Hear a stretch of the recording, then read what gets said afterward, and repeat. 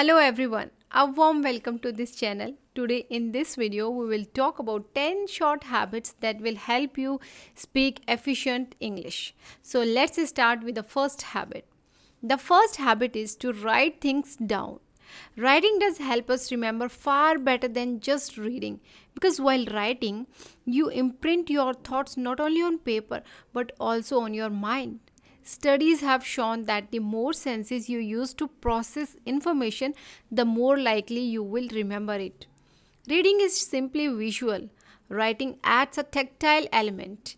It also forces one to concentrate and not skim the material. Moreover, we have two kinds of memories, long term and short term. When you write things down, you pass the information from short term memory to long term memory. During this process, you spend longer with the information because you write it down. Trust me, it's effective whenever you come across new words, phrases, idioms, or any other information related to your speaking skills. So, dear learners, without wasting your time, just jot it down. Now, let's talk about the second habit. The second habit is to pause before you respond. The pause helps you feel comfortable in your words and in turn will help you align your thoughts correctly. Short pauses or short breaks give you time to process your thoughts and focus on the keywords. You don't need to rush ahead of yourself. Most importantly, it allows your listener to process each part of your thoughts and stay connected with you. The famous author Mark Twain said, "The right word may be effective, but no word was ever as effective as a rightly timed pause." Let me tell you, our train of thoughts often surpasses our train of words.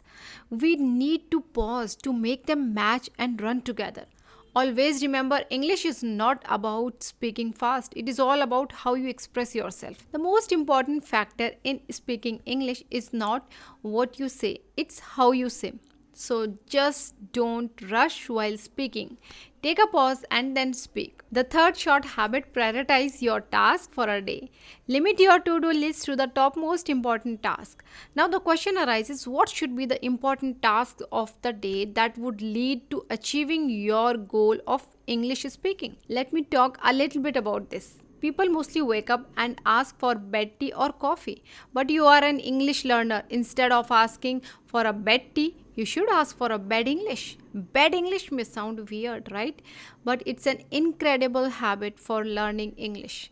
Just after you wake up, whatever thoughts come into your mind should be in English. Your day should start with thinking in English and speaking in English. And throughout the day, you should carry on with this habit. The moment we wake up, the first thing that comes to our mind is, आज तो मैं late हो गया. Oh, I'm late today. And why do we get late? Because we all have the habit of snoozing the alarm button. After waking up, you need to think in English. For example, English related to your bed. Let's understand it further. For example, when you wake up, you look at your bed, you can think about the different parts of the bed. Now let's understand the different parts of the bed. Let's see here. This portion of the bed is called headboard top rail, and this portion is called headboard slat. See here, this is mattress, this is called mattress, and this full portion is called cross rail. If you come down, then here this portion is called side rail, and these are drawers, right? Side drawers. And this portion is called bottom side rail, and this portion of the bed is called footboard slat. Now here, this portion of the bed is called headboard leg, right? And this portion of the bed is called cleat. This is called cleat. And this portion is called footboard top rail, and this down part is called bottom front rail. This portion is called front leg. And this portion is called cut slats, and this portion is called side drawer slot. If you start your day with English in mind, it will boost your confidence. I know it may be difficult for you. After all, old habits die hard. Trust me, slowly and gradually you will be habituated to this practice. Now let's talk about the fourth habit. Be less reactive. What I mean by becoming less reactive is just ignore the people who criticize you. इतिहास गवा रहा है. History says whenever someone tries to learn new things, people criticize them. For example, when Thomas Edison was trying to make a bulb, everyone around him made fun of him. They would say he has already attempted 100 times. What is he gonna achieve? He's wasting his time. But Thomas Edison didn't react and wasn't disappointed because of their remarks. He didn't lose the hope. And finally, what he did, the whole world knows about it, right?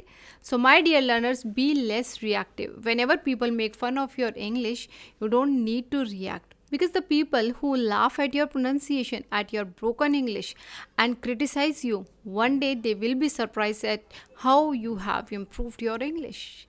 How have you learned such good English? They will try to find out what you did for this. They will ask you about it. And here, let me add one more point. Being non reactive will help you in various aspects of life. Now, let me tell you how it will help you learn English. Suppose you are in your classroom and trying to answer in English, that too in broken English. Let it be because you are still learning, you are under process, and you observe that everybody is making fun of your English. Don't you think the situation would be very embarrassing? Yes, it would be. In this situation, you have two options.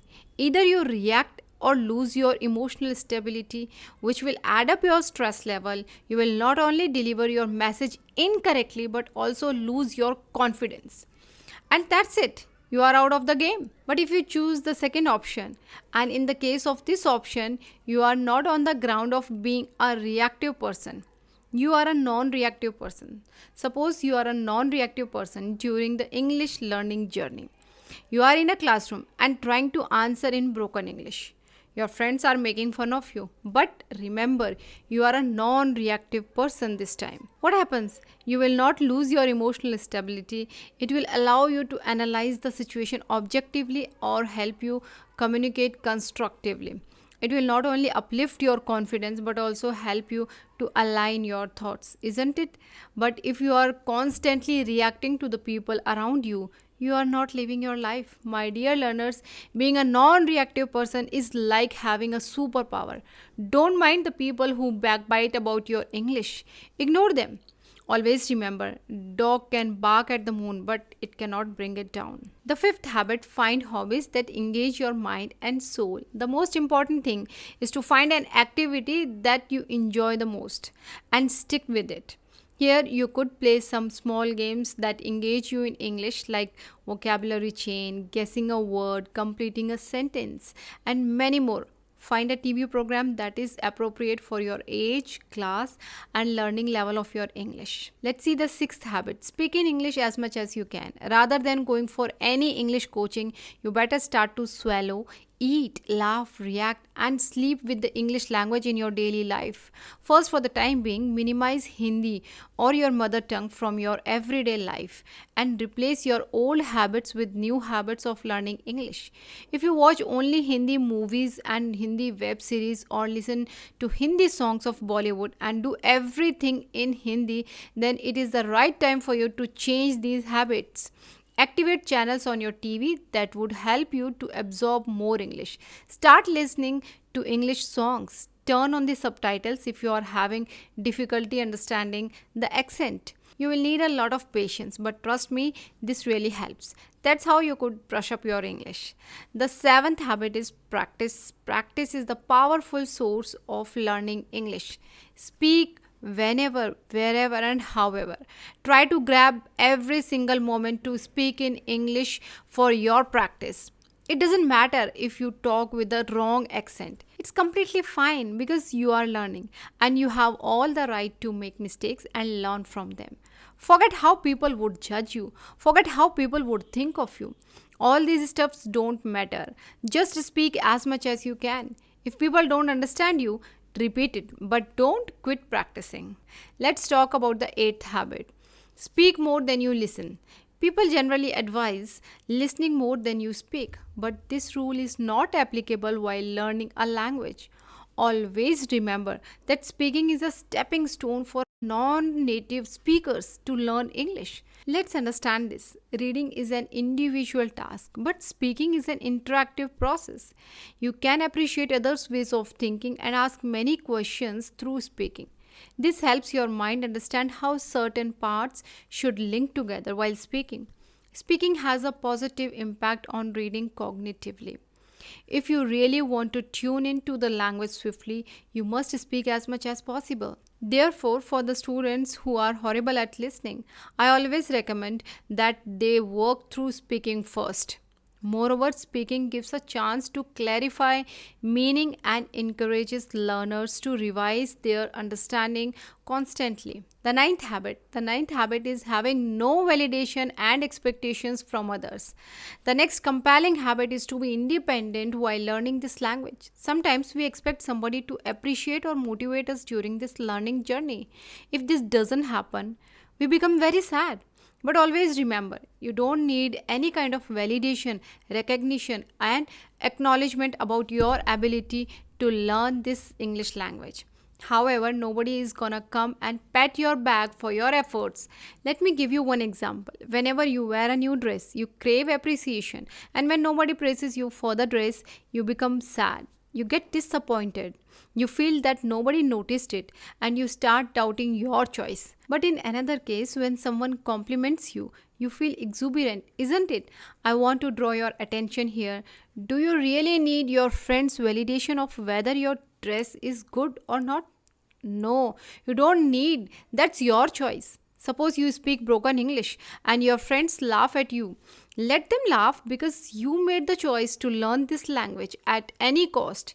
During learning, you have to pass through this phase. You must be self aware to recognize your mistakes and learn from them. That's it. Remember, you are not competing with efficient English speakers, but you are attempting to reach your personal potential. You need to fight alone to learn this language called English. You need to struggle alone. And the 10th and the last habit, take breaks and recharge yourself. Two vital ingredients of learning English are your mind and your attitude. Everything starts from your mind. If you have a positive mindset, then only you can generate sentences in English. Let's understand this by an analogy. Take one case where you have a very good luxurious car that shines like anything, but its engine doesn't work properly. You can't use it for long journeys. And on the other hand, you have a very simple car that doesn't look so nice, but its engine works perfectly. You can use it confidently. You can take it from New Delhi to Kanyakumari without a second thought. Let me ask you, which car would you prefer? It's very obvious, the simple one, isn't it? You will choose the car whose engine works perfectly because other things don't matter. Only the engine matters. Similarly, our mind is also like an engine. If you don't have a positive mindset while learning a language, your engine won't work. When a car's engine gets heated up, what do? We just cool it down, then start it again. In a similar manner, you need to train the engine called mind for English. So, while getting up, while sitting down, while eating, while drinking, while walking, while standing, while waiting for someone, only English. That's how you need to develop this habit. So, like an engine of a car, it's crucial to take breaks and recharge yourself so that you can work towards your goal with full potential. जब हमारा ये engine रूपी दिमाग गर्म हो जाता है, इसे कूल डाउन कीजिए, इसे फिर से ब्रेक दीजिए और फिर से शुरू कर दीजिए. I wish you all the best for your bright future. Before I sign off, let me share my golden words. Dip in the ocean again and again until you get your favorite shell. Bye bye. See you in the next video.